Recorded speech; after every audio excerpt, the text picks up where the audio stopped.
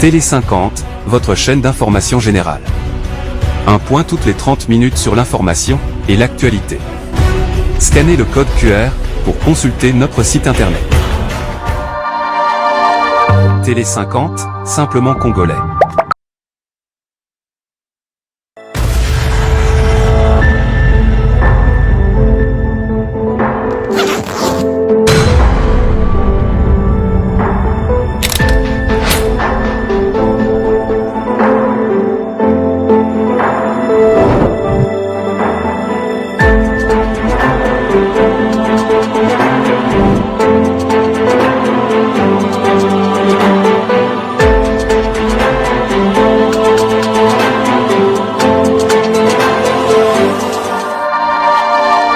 Télé 50, simplement congolais.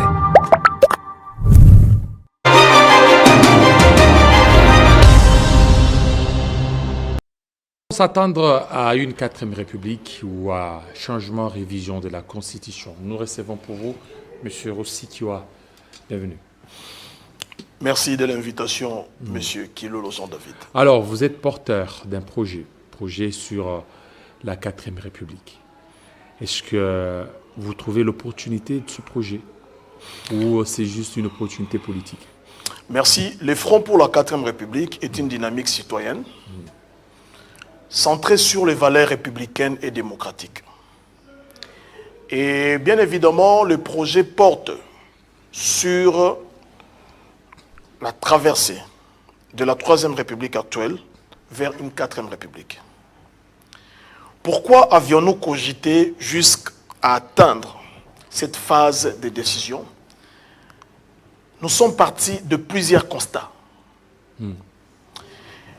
Vous savez, la Constitution de 2006, telle que modifiée à ce jour, parce que nous devons comprendre que cette Constitution n'est plus originelle.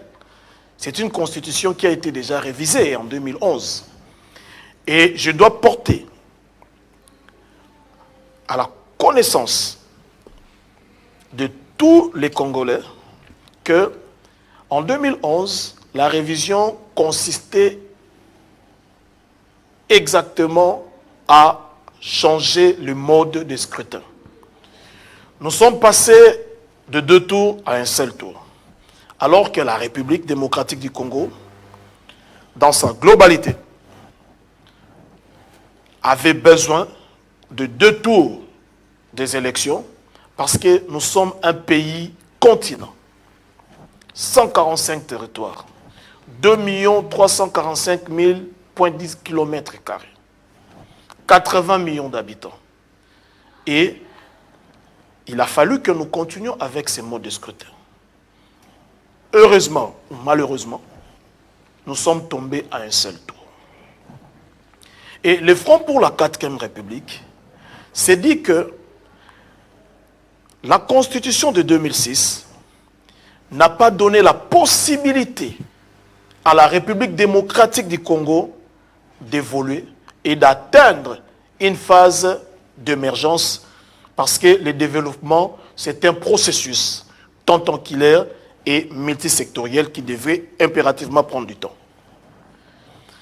2006-2026, 20 ans durant, nous devons marquer un temps d'arrêt, interroger l'histoire, constater le présent et faire une projection vers le futur, en vue de répondre aux aspirations profondes du peuple congolais. Est-ce que c'est la durée seulement de 20 ans qui vous pousse à aller vers la 4e République? Nous avons dit que nous partons d'un constat. Oui, le constat, c'est lequel? Aujourd'hui, dans les 20 ans, quel est l'état institutionnel de la République? La Constitution de 2006 nous amène un État qui fonctionne à 3 niveaux. Nous avons le niveau central, le niveau provincial et le niveau local. Le législateur de 2006 a confondu, soit cela a été fait à dessein, la décentralisation qui est un vrai transfert du pouvoir et des compétences du sommet à la base en vue d'atteindre les objectifs, à la multiplicité des institutions tant au niveau national, au niveau provincial et au niveau local. 20 ans d'Iran, nous avons connu au niveau central, il y a les institutions, il y a le président de la République, il y a le gouvernement de la République, il y a les parlements à 2 chambres, le Sénat et l'Assemblée nationale, il y a les institutions d'appui à la démocratie, la CENI, le CNDH, il y a également le Conseil économique et social. Quel impact 20 ans durant? Est-ce que cette configuration de la République, cette architecture institutionnelle de la République au sommet, au niveau central, a-t-elle permis au pays de connaître un développement? Question mark. Au niveau provincial, vous avez les assemblées provinciales. Vous avez les gouvernements provinciaux. Je viens de suivre ici mon prédécesseur sur votre plateau qui s'est lamenté sur des faits qui se seraient passés dans l'espace Katanga. Mais cette cacophonie vient d'où? Vient de la Constitution de 2006. Parce que les législateurs ont cru que pour approcher les gouvernés des gouvernants, il faille multiplier les institutions. Aujourd'hui, nous avons 26 assemblées provinciales en République démocratique du Congo. Nous avons 26 gouvernements provinciaux en République démocratique du Congo. 20 ans durant. Pour quel impact? Nous allons au niveau local. Vous avez les conseils communaux. Vous avez les bourgmestres. Et ces conseils communaux qui ne sont pas payés, qui ne sont pas pris en charge. Raison pour laquelle, pour tant d'autres questions, nous nous sommes dit que nous devrions impérativement penser à repenser le Congo. C'est-à-dire qu'il faut changer les modes de gestion de la République démocratique du Congo. Et nous avons fait des propositions. Pour le Front pour la 4e République, qui n'est pas un parti politique, mais une dynamique citoyenne, nous proposons qu'au niveau national, au niveau central, nous ayons un parlement monocaméral.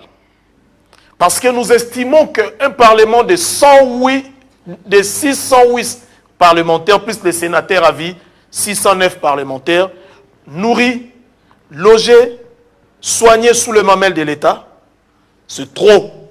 Ça paraît budgétivore. Quel est le vrai rôle du Sénat? On vous dira que c'est la seconde lecture des propositions de loi émanant de l'Assemblée nationale. Et en cas de conflit, en termes d'appréciation des textes, entre l'Assemblée nationale et le Sénat, c'est la position de l'Assemblée nationale qui prime. Alors, pourquoi devrions-nous tourner autour du pot pour arriver à dégager une loi pendant que nous savons que c'est l'Assemblée nationale qui a la primauté? Et le rôle de la Cour constitutionnelle qui devait veiller à la constitutionnalité des lois est battu en pâture.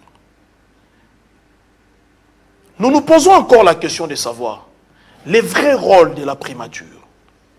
Quel est le vrai rôle du Premier ministre? Parce que d'après nos analyses, nous avons constaté que le Premier ministre, cette fonction, contresigne 95% des actes réglementaires de la République avec le président de la République. C'est comme s'il y avait un bicéphalisme au niveau du sommet de l'État. C'est le Premier ministre qui est le chef du gouvernement, qui doit déposer son programme au niveau de l'Assemblée nationale pour investiture, mais lorsque ça ne va pas, c'est le chef de l'État qu'on attaque. Alors, de ce point de vue, nous nous sommes dit, nous constatons également que le Premier ministre et le président de la République font le même travail. Pourquoi devrions-nous continuer à saupoudrer le moyen pour entretenir l'institution qu'on appelle primature? Nous partons encore d'un fait. Aujourd'hui, le mandat du président de la République est verrouillé. L'article 220. La forme de l'État est verrouillée. L'article 220 de la Constitution. La forme républicaine aussi. Ben oui, c'est ça. La forme de l'État. Républicaine de l'État, bien évidemment, est verrouillée.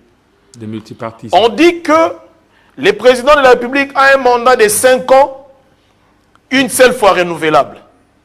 Et dans l'architecture institutionnelle de notre pays, que ce soit au niveau national, provincial ou local, il n'y a que le président de la République et le gouverneur de province qui ont un mandat de 5 ans, une seule fois renouvelable.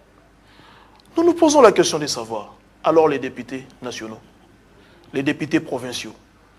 Aujourd'hui, tout le monde crie à la transhumance. Écoutez, comment pouvez-vous mettre fin à la transhumance alors que vous avez laissé champ libre aux députés d'être des éternels élus? Un mandat qui n'a pas de fin. Raison pour laquelle, nous, le Front pour la 4e République, nous proposons à ce que la République démocratique du Congo limite les mandats de tous les postes électifs et nominatifs. C'est-à-dire qu'on ne peut pas être un ministre à vie. Du côté du président de la République, 5 ans ou vous voulez ajouter? Nous disons ceci. Pour favoriser l'équité sur le plan politique, il va falloir que le mandat soit limitatif pour tous les postes électifs et tous les postes nominatifs. C'est-à-dire quoi? Comme le président de la République a un mandat de 5 ans, une seule fois renouvelable, nous devons toucher à l'article 220 pour intégrer l'incise que les mandats de tous les élus est soit de 5 ans, une seule fois renouvelable. Et les mandats de tous les postes de nomination est de 5 ans et une seule fois renouvelable. Pourquoi? C'est pour assister à ce que nous appelons les renouvellements de la classe politique. Aujourd'hui, M. Kilolo, vous pouvez avoir de bonnes idées. Vous avez un meilleur programme. Mais croyez-en que vous n'allez pas passer au suffrage parce qu'il y a de ceux-là qui ont commencé avant vous, qui ont fait les économies, qui prétendent continuer alors que c'est déjà l'usure du pouvoir. Raison pour laquelle nous disons que pour permettre les renouvellements de la classe politique... Parce que vous avez dit que vous allez toucher l'article 220. Vous ne voyez pas quelque chose... Ce sont des propositions. Oui, ce sont des propositions, effectivement. Et nous en débattons d'ailleurs. Lorsque l'article 220 sera touché, vous ne voyez pas que c'est l'article le plus sensible? Non. Monsieur Kilolo, ce n'est pas l'article le plus sensible. Tout dans cette constitution est sensible. Aujourd'hui, nous parlons aujourd'hui, nous parlons... Vous serez obligé d'aller même voir les mandats du chef de l'État. Mais évidemment, nous sommes en train de vous expliquer la démarche. Risque de faire tabula rasa, reprendre... Nous sommes en train de vous expliquer la démarche. Oui. Nous partons d'un constat. Tout le monde crie à la transhumance. La transhumance, c'est quoi? C'est le fait qu'aujourd'hui, hier, vous avez travaillé avec le président Mobutu. Le président Mobutu est parti. Vous changez d'idéologie. Vous travaillez avec le président Kabila. Vous travaillez avec tout le président. OK? Tous les régimes. Alors, nous disons ceci. Pour permettre à ce qu'il y ait l'équité et que l'idéologie politique soit respectée en République démocratique du Congo, cette culture politique s'observe comme sous d'autres cieux, il va falloir faire la limitation des mandats à tous les postes électifs et nominatifs. C'est-à-dire qu'on ne peut pas avoir de ministre au-delà de 10 ans, par exemple. Quelqu'un qui a été ministre du temps de Mobutu, il continue à être ministre jusqu'à aujourd'hui. Est-ce que c'est le seul Congolais compétent? C'est le seul Congolais qui a de bonnes idées? Nous disons non. C'est parce que nous avons hérité d'un système qui permet à ce que cette blague continue à battre son plein. Alors maintenant... Raison pour laquelle nous préconisons que la République démocratique du Congo a besoin aujourd'hui d'une constitution beaucoup plus souple.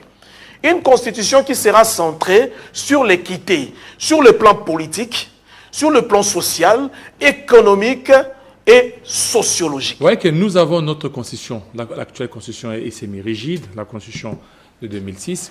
Alors si vous dites qu'elle est souple, donc on pourra facilement la réviser. Écoutez, je parle des institutions souples.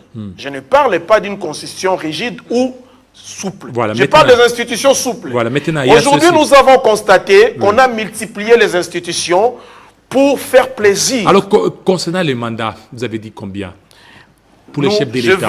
Parce que pour le moment, c'est 5 ans. Non, écoutez. Pour le moment, c'est 5 ans. Écoutez, et maintenant, je réitère encore les mêmes discours. Je dis ceci. Nous sommes partis d'un constat que le mandat du chef de l'État est de 5 ans une seule fois renouvelable. C'est-à-dire 10 ans, au plus 10 ans. Le mandat des gouverneurs est de 5 ans une seule fois renouvelable, au plus 10 ans.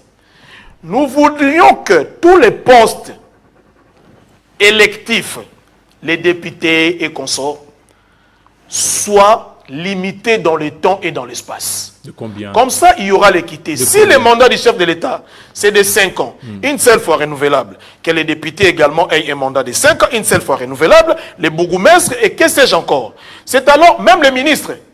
Même les ministres. Évidemment, les postes nominatifs. Vous ne pouvez pas. Aussi là-bas. Vous ne pouvez pas. Évidemment.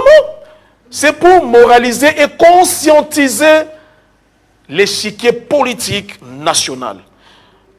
Parce que, écoutez, la politique, c'est un apostolat. Ce n'est pas une carrière. Vous ne pouvez pas faire carrière en politique. Vous pouvez faire carrière à la fonction publique. Vous pouvez faire carrière comme commerçant, c'est-à-dire que vous demeurez commerçant pendant toutes ces années, 30 ans, 50 ans et tout ça. Mais la politique, c'est un apostolat. On ne veut pas s'enrichir en politique. On vient répondre favorablement à l'appel du peuple pour donner solution aux problèmes. C'est ce qu'on appelle les aspirations du peuple. Chez nous, en République démocratique du Congo, la politique est vue aujourd'hui comme une carrière. Les règnes des autorités morales. Est-ce que dans ces partis, il n'y a pas de gens compétents? Il suffit qu'on ouvre une brèche pour consulter en vue de la mise en place d'un gouvernement. Ce sont les mêmes figures, ce sont les mêmes autorités morales qui doivent passer. Nous devons mettre fin à ce système. Parce qu'ils ne sont pas les seuls compétents. Raison pour laquelle le Front pour la 4e République a cogité autour de ça. Nous voudrions que les mandats nominatifs et électifs soient limités dans le temps comme dans l'espace. Voilà. Allons-y par exemple au niveau des mandats nominatifs. Merci. Vous ne voyez pas que ça ne sera pas souple. Parce que les mandats électifs, on peut mettre, vous êtes élu pour 5 ans. Mais vous êtes nommé aussi pour combien de temps? Écoutez, parce que la nomination, ça relève du pouvoir discrétionnaire. Les mandataires publics, lisez la loi sur la loi portant organisation et fonctionnement des entreprises publiques. Oui. Vous allez comprendre avec moi que les mandataires publics, mandataires à la société logo, la SNEL et consorts, toutes ces entreprises de portefeuille ont un mandat de 4 ans. Ils ont un mandat de 4 ans. C'est-à-dire qu'il ne suffit pas de s'éterniser au pouvoir pour résoudre les problèmes. Non. Nous devons moraliser la classe politique congolaise. Tous nous devons comprendre et savoir que nous arrivons à la gestion de la res publica pour répondre à un besoin. Et le besoin n'est pas éternel, le besoin est évolutif. L'intelligence que vous avez aujourd'hui, ce n'est pas absolu. C'est-à-dire que vous êtes un humain, vous pouvez avoir des limites. Et ces limites-là, il y a certaines personnes qui vont au-delà de votre réflexion. Raison pour laquelle il a été institué les mandats dans une république. Alors nous disons qu'il ne sera pas judiciaire. Et il est d'ailleurs d'une injustice sans précédent que les mandats du président de la République et des gouverneurs de province soient limités dans le temps et dans l'espace. Actuellement, 5 ans, une seule fois renouvelable. Mais vous laissez un tombeau ouvert pour les députés, pour les sénateurs et consorts. C'est ce qui favorise la transhumance. Et nous devrions refaire les choses en vue du renouvellement de la classe politique en République démocratique du Congo chaque 10 ans. C'est alors que nous allons savoir, nous allons comprendre que tel, c'est un professeur des universités, il a été ministre, aujourd'hui il a repris avec l'enseignement, l'autre fait de l'agriculture, tel là, avec l'expérience acquise, a ouvert un cabinet d'avocats et consorts. Donc nous ne pouvons pas faire de la politique un métier qui donne à une carrière. On a vu dans votre front de la 4e République, Front pour la 4e République. Voilà, Front pour la 4e République, il y avait plusieurs tendances. On a vu UDPS, on a vu plusieurs tendances. Mais oui, oui. Alors, il n'y aura pas une récupération politique. Non, non, non. Derrière ça. Écoutez, nous sommes dans un ballet. Je vais peut-être vous étonner ici. Nous avons été voir le président Fayoulou, qui n'est pas au pouvoir, un opposant. Nous avons vu le président intérimaire de l'UDPS, l'honorable député Augustin Kabouya, qui est du pouvoir. Nous sommes allés voir Didier Moumengi, qui est secrétaire général du pacte républicain, du pacte social plutôt, ECC Senko. Hier, nous étions avec le professeur Njoli, parce que nous devions discuter. Aujourd'hui, 11 ans après le découpage territorial en République démocratique du Congo, quel est l'impact de ces découpages? Nous avons de bonnes routes, les provinces sont reliées, les territoires sont reliés, nous avons les besoins sociaux de base qui est à la portée de tout le monde, électricité et eau. Quel est l'état de notre justice? Est-ce que l'économie congolaise plutôt, connaît un essor ou elle est en marasme? C'est autour de toutes ces questions-là que nous sommes en train de cogiter. Et les Fronts pour la 4e République arrivent pour proposer des solutions, pour proposer un modèle économique. Comment répondre aux aspirations des Congolaises et Congolais en limitant tout ce qui est comme saupoudrage des moyens de l'État. Aujourd'hui, la ville de Kinshasa, si nous devons prendre l'exemple, est sale pourquoi? C'est parce qu'on vous dira que les communes n'ont pas de moyens. Et pourquoi les communes n'ont pas de moyens? Parce que tous les moyens sont récupérés au niveau de la province. L'impôt foncier, l'impôt sur les revenus locatifs, les droits sur le préavis, les droits sur impôt sur les véhicules qu'on appelle communément vignettes et consorts. Raison pour laquelle nous voulons changer des choses. Pourquoi la ville n'arrive pas à s'assainir, à s'auto-assainir avec ses propres moyens? Parce que la ville est asphyxiée, c'est-à-dire la province, ville de Kinshasa. Et si la capitale est asphyxiée, il y a les députés provinciaux qu'on doit prendre en charge.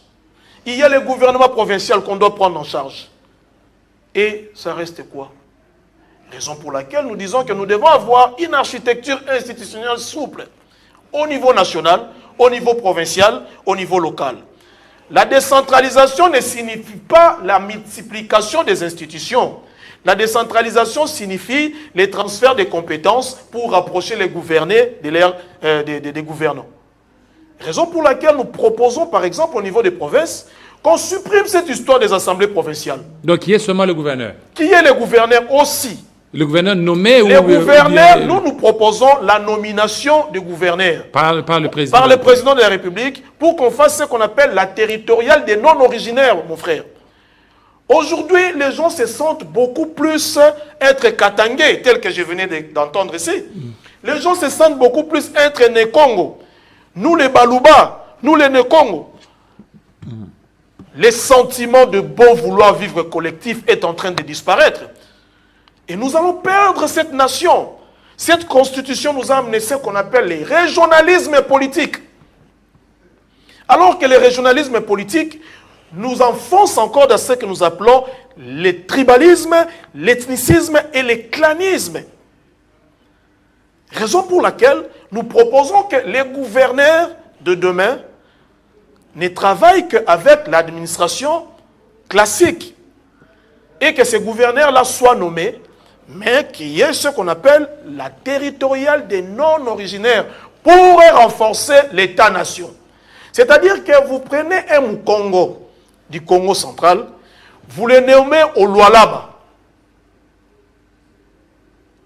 Et il arrive là-bas, il ne connaît personne, il n'a que son expertise, son intelligence et son sentiment d'appartenir à la République démocratique du Congo.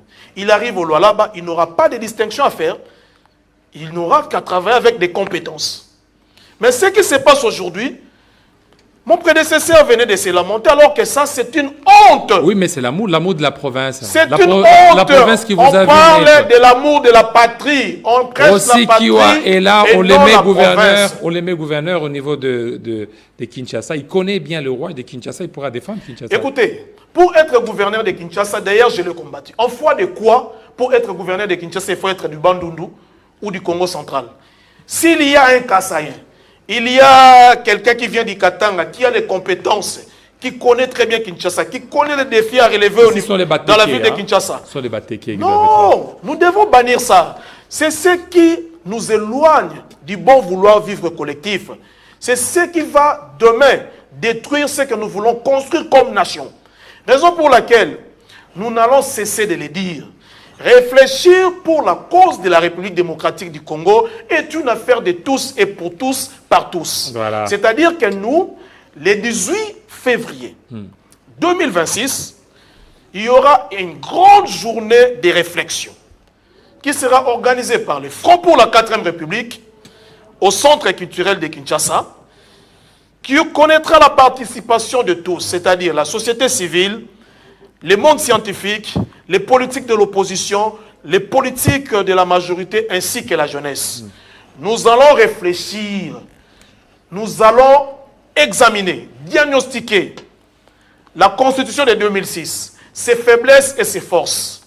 Et nous allons déduire jusqu'à ce qu'appeler la classe congolaise à mettre sur cette affaire de l'avènement d'une 4e République pour le développement de la RDC sur la table. Merci. Merci beaucoup, Rossi Kioa, surtout de votre passage et aussi de ce décryptage du Front pour la 4e République, des réflexions qui demandent certainement le concours de tous les Congolais afin de trouver des solutions aux différents problèmes. Ça n'est fini, fidèles téléspectateurs. Restez branchés sur Télé 50. Tout à l'heure, ça sera la grande édition de Christopher Ochokoum.